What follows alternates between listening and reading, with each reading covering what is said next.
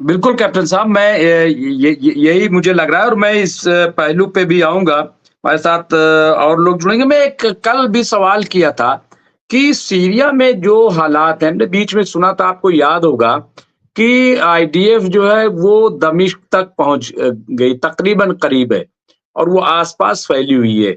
ये जो तमाम सूरत-ए-हाल है, क्या इस बात का इम्कान है कि एसटीएफ से मिल कर के या जो भी है, क्या इसमें वो इन्वॉल्व हो सकती है आईडीएफ? क्योंकि दिखने में बहुत ज़्यादा फ़र्क लगता नहीं है, दोनों के, शक्ल-सूरत और मतलब इस तरह से और फिर बाँधे रहते हैं तो क्या पता चला कि कौन है, क्या है? क्या क्या ऐसा मुमकिन है कैप्टन साहब? ये हम मान सकते अ, हैं? हाँ, देखिए जहाँ तक वेस्टर्न मीडिया की बात है ये तो शुरुआती दिनों से ही ज़ाहिर था कि एचटीएस को सीरिया में पाला-पोसा, आगे बढ़ाया, फंडिंग की, हथियार दिए, ट्रेनिंग दिए तुर्की ने और ये सब हथियार और फंडिंग आया अमेरिका से। अमेरिका की सीआईए जो है सीरिया में काफ़ी दिनों से काम कर रही थी, बशर अल-असाद के सरकार को टॉपल करने के लिए। और तुर्की ने उसमें मदद की। एचटीएस जो पूरा ग्रुप है जब इन्होंने दमिश्क में एंट्री मारी, तो वहाँ से ज़ाहिर बात है कि बशर अल-असाद के जो सपोर्टर्स थे, वो दमिश्क छोड़कर अपने-अपने इलाके की तरफ भागने के लिए मजबूर हुए। तो जो कोस्टल एरिया है भूमध्य सागर के पास अ, पश्चिम में, वेस्ट में लटविया अलावाइट्स जो हैं वो माइनॉरिटीज हैं लेकिन हाँ बशर अल-असद के उनके पिताजी के समय से ही अलावाइट्स ने ही रूल किया वहां पर। तो बड़ी बड़ी जितनी ऊंची ऊंची पोस्ट थी उसमें अलावाइट्स ही थे। हुआ ये कि सीरिया की आर्मी में अ, काफी संख्या में अलावाइट्स तो थे ही ऊंची ऊंची पोस्ट में सुन्नी मुसलमान भी थे। तो अब जब खबरें आ रही हैं, हुआ ऐसे कि जब एसटीएस ने जब हमला किया होम्स की तरफ से, जब वो दमश्क की तरफ बढ़ रहे थे, तो रिपोर्ट ऐसी आ रही है कि जो सीनियर अफसरान थे बशर अल-असाद की आर्मी में,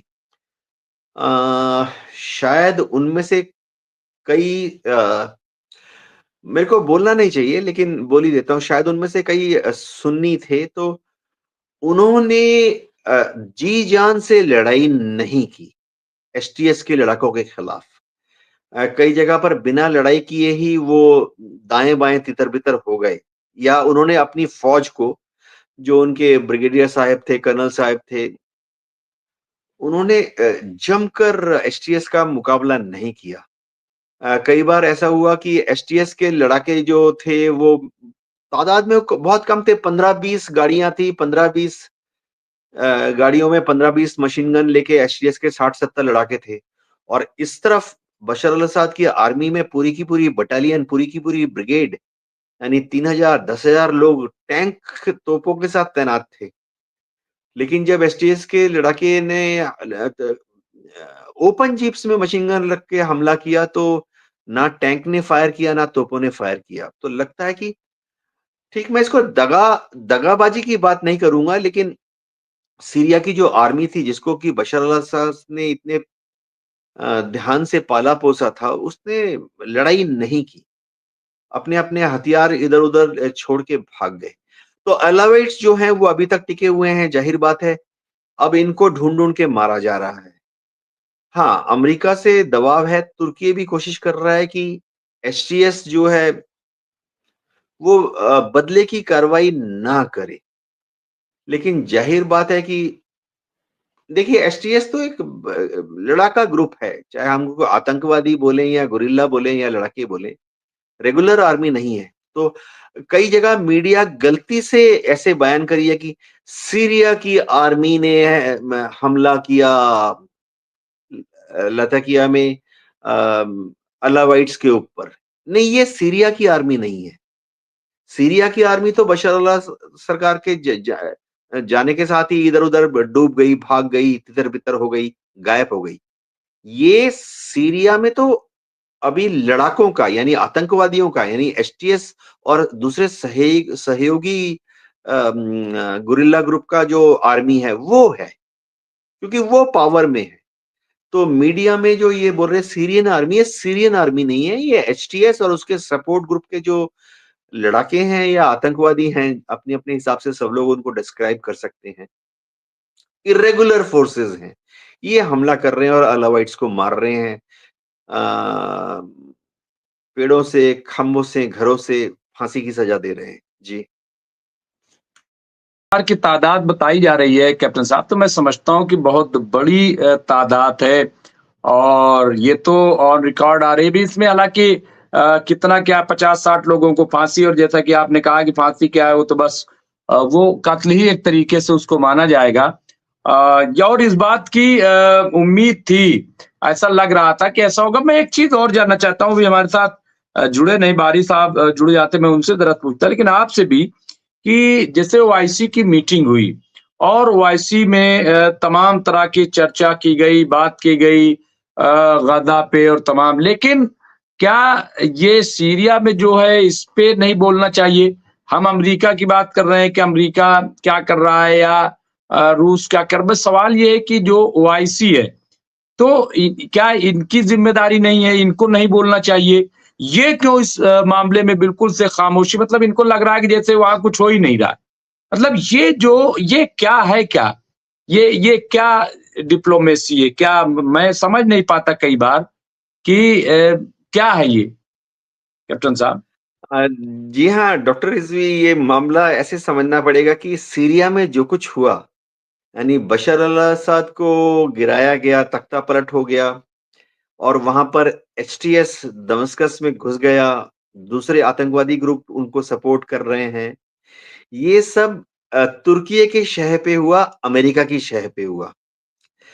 साथ ही के साथ अमेरिका ने अपने जो दोस्त मुल्क हैं, अब मैं अमेरिका के अमेरिका ने अपने दोस्त मुल्कों को बता दिया कि सीरिया जो है, जो कुछ हो रहा है अच्छा हो रहा है।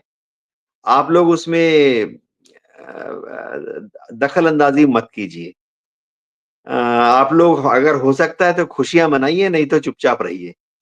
तो अमेरिका ने अपने दोस्त मुल्कों को ऐसा कह दिया, चाहे उनकी एम्बेसीज को कह दिया वॉशिंगटन में, या अमेरिकन एम्बेसडर जो इन दोस्त मुल्कों में है। अब दोस्त मुल्क कौन है?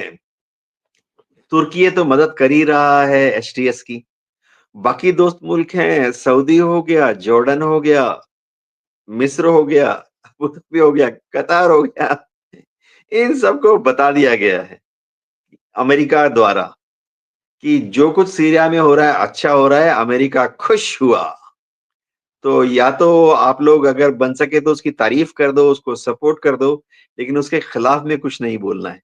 तो होता ही है कि अभी ओआईसी, अरब लीग, अब क्या करूं, मतलब मेरे को भी सही जुमले ज़बान पे नहीं आ रहे। ओआईसी, अरब लीग, इन सब देशों में जो चाहे राजा हो, महाराजा हो, किंग्स हो, प्रेसिडेंट हो, प्राइम मिनिस्टर हो, शेख हो, अमीर हो, ये सब अमेरिका में जाके गोल्फ खेलते हैं। तो इससे ज्यादा मैं कुछ बोलना नहीं चाहता उनके लीडरान के बारे में, सही नहीं होगा। ये सब अमेरिका के नहीं, नहीं, दोस्त बिल्कुल हैं। सही कह रहे हैं। ये बिल्कुल सही कह रहे हैं, और इनके बच्चे सारे वही हैं।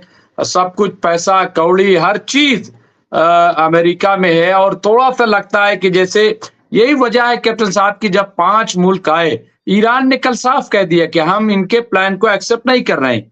ईरान ने कहा कि हम तो ये प्लान बनाइए, ये मंसूबा बनाइए कि फिलिस्तीन आजाद मुल्क बने, आजाद स्टेट हो, ये प्लान बनाइए। बसाने का प्लान क्या है?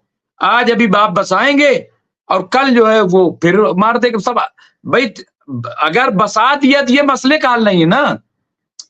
देखिए, बिल्डिंग बनाना मसले का हल नहीं है कैप्टन साहब। ईरान ने क्या कहा कि बिल्डिंग बनाना वो मसले का हल नहीं। मसले का हल ये है कि आप टू नेशन थ्योरी पे बात कीजिए और फिलिस्तीन को फिलिस्तीन, यानी आप और इजराइल को हटाइए।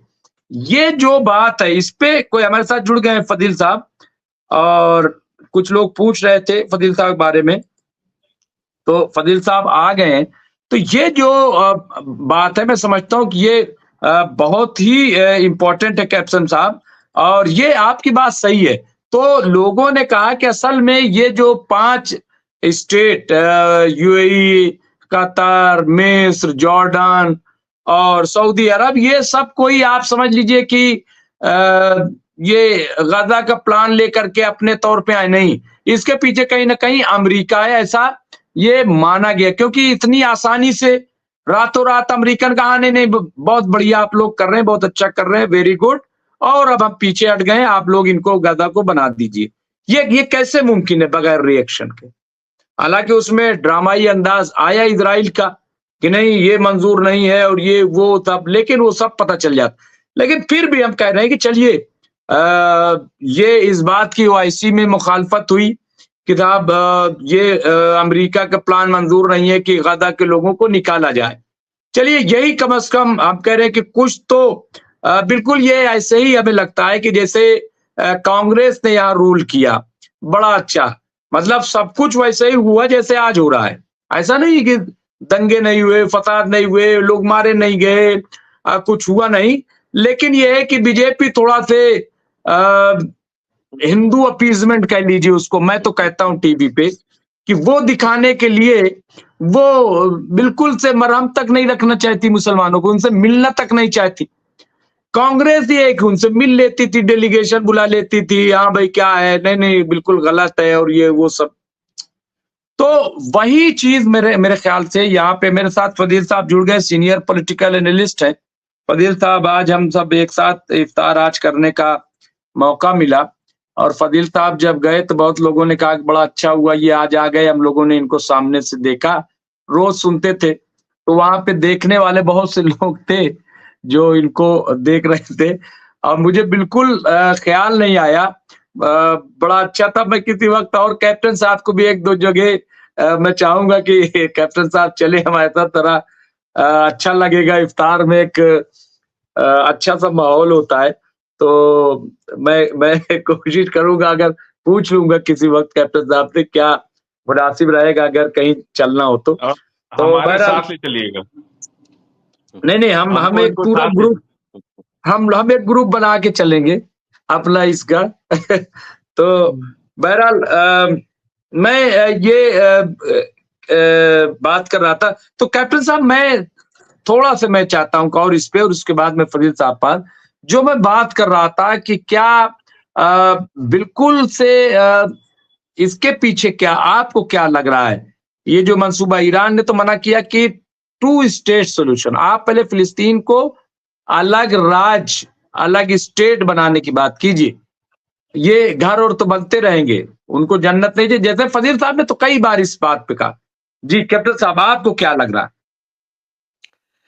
है? जी हाँ, डॉक्टर रिजवी, अभी देखिए, जहां तक गजा की बात है, पहली चीज है, जाहिर बात है, सीज फायर होना चाहिए। अब सीज फायर का मतलब मैं बता दूं, बम गिरने बंद होने चाहिए। एक बार बम गिरने बंद हो जाएं तो उसके बाद गजा को फिर से बनाने की बात आगे बढ़ सकती है। अब हर कंट्री के 2-3 खास ख्वाहिशें हैं। जब गजा दोबारा बनना शुरू होगा तो पैसा चाहिए। एस्टिमेट किया गया कि $53 बिलियन की दरकार होगी। बहुत बड़ी रकम है। तो $53 बिलियन आएगा कहां से? डोनाल्ड ट्रंप ने बता दिया है, अमेरिका नहीं देगा। यूरोपियन यूनियन ने भी अपनी मजबूरी जाहिर कर दी है कि वो भी नहीं दे पाएंगे। तो $53 बिलियन आएगा कहां से? अरब मुल्क देंगे। अमीर अरब मुल्क जो हैं, चाहे सऊदी हो, यूएई हो, कतार हो, कुवैत हो, अमीर जो अरब मुल्क हैं वो $53 बिलियन रहेंगे। हाँ, बाकी ठीक है, तुर्की $1 बिलियन दे देगा, मिस्र $1 बिलियन दे देगा, जॉर्डन भी $3-4 बिलियन दे देगा। लेकिन सबसे बड़ी बात है, डोनाल्ड ट्रंप चाहते हैं कि गजा पे काबू करके गजा को खाली कराकर वो अपना वहां टूरिस्ट डेस्टिनेशन बनाए, रिवेरिया बनाए। तो डोनाल्ड ट्रंप कोशिश कर रहे हैं कि ये $53 बिलियन की फंडिंग तो अरब मुल्क करें, लेकिन वहां पे जो डिजाइन होगा, डेवलपमेंट होगा, इंजीनियर होगा, आर्किटेक्ट होंगे, टाउन प्लानर्स होंगे, जो रिवेरिया बनेगा, यानी पिकनिक स्पॉट बनेगा गजा में, वो डोनाल्ड ट्रंप अपने ही अमेरिकन ठेकेदारों को वहां लाना चाहते हैं। अमेरिकन बिल्डर्स आएंगे, अमेरिकन कंस्ट्रक्शन वर्कर्स आएंगे, अमेरिकन इक्विपमेंट आएगा। ये डोनाल्ड ट्रंप की मंशा है। यानी वो कहते हैं ना कि पांचों उंगलियां घी में, कि पैसा देंगे अरब मुल्क और बनाएंगे रिवेरिया और बनाएंगे अमेरिकन ठेकेदार।